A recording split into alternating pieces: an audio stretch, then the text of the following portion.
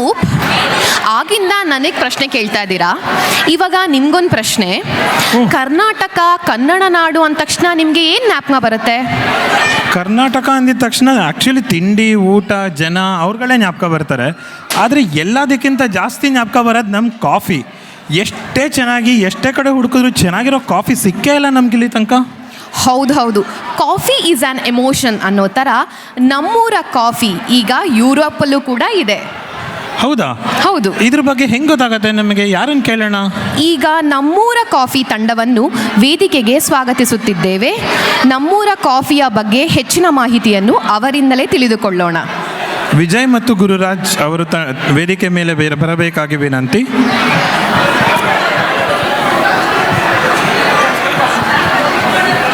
Thank you.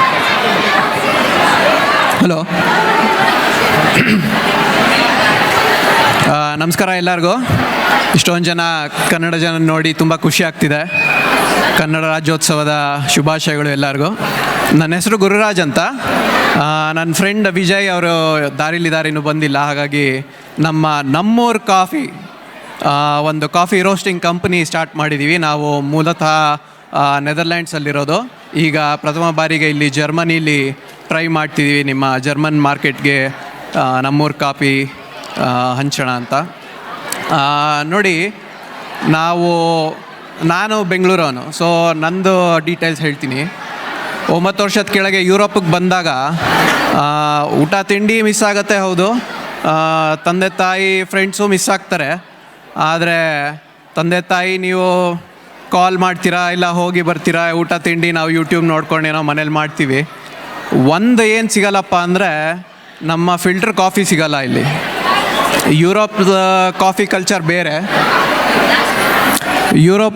Coffee culture ಬೇರೆ, ನಮ್ಮ ದೇಶದ ಕಾಫಿ ಕಲ್ಚರ್ ಬೇರೆ. ಹಾಗಾಗಿ ಕಾಫಿ ಬಗ್ಗೆ ತಿಳ್ಕೊಂಡು ನಮ್ಮ ದೇಶದ ಕಾಫಿ ಏನು ಸ್ಪೆಷಾಲಿಟಿ, ಅದರಲ್ಲಿ ಹೇಗೆ ಬೆಳೀತಾರೆ, ಅದು ಯಾಕೆ ಡಿಫ್ರೆಂಟ್ ಟೇಸ್ಟ್ ಇದೆ, ಕಾಫಿ ಎಲ್ಲಿಂದ ಶುರು ಆಯಿತು, ಹೀಗೆ ಹಲವಾರು ಪ್ರಶ್ನೆಗಳು ಹುಟ್ಕೊಂಡು ಅದರಿಂದ ಶುರುವಾದ ಒಂದು ಕಂಪ್ನಿ ನಮ್ಮೂರು ಕಾಫಿ.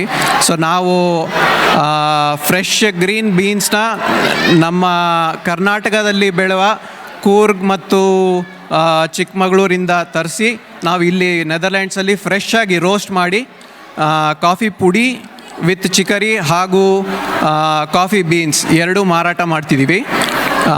ಇವತ್ತು ನಮ್ಮ ಸ್ಟಾಲು ಇದೆ. ನಮ್ಮದೇ ಕಾಫಿ ಪುಡಿ ಉಪಯೋಗಿಸ್ಕೊಂಡು ಕಾಫಿನೂ ತಯಾರು ಮಾಡ್ತಿದ್ದೀವಿ, ನೀವು ಕೊಂಡ್ಕೋಬೋದು ಇವತ್ತು. ಸೊ ಪ್ಲೀಸ್ ನಮ್ಮ ಒಂದು ಪುಟ್ಟ ಪ್ರಯತ್ನ ಸಪೋರ್ಟ್ ಮಾಡ್ತೀರಾ ಅಂತ ತಿಳ್ಕೊಂಡಿದ್ದೀನಿ. ಕೇಳಿದ್ದಕ್ಕೆ ಧನ್ಯವಾದ. ಹಾಗೂ ಇಲ್ಲಿ ಮಾತಾಡೋಕ್ಕೆ ಟೈಮ್ ಕೊಟ್ಟಿದ್ದಕ್ಕೆ RKMS ತಂಡದವ್ರಿಗೂ ಧನ್ಯವಾದ. Thank you.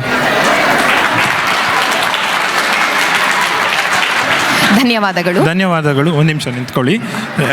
ನಿಮಗೊಂದು ಕಿರುಕಾಣಿಕೆ. ನಮ್ಮ RMKS ವತಿಯಿಂದ ವಿಶ್ವನಾಥ್ ಬಾಳೆಕಾಯಿ ಕೋ-ಫೌಂಡರ್ ಆಫ್ RMKS ಬರಬೇಕಂತ ಕೇಳ್ಕೊತೀವಿ.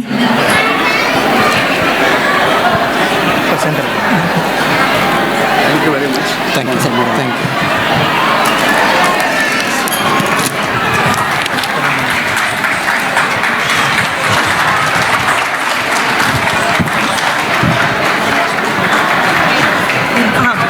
ಅದಕ್ಕೆ ಕಟ್ಟಿಟ್ಟು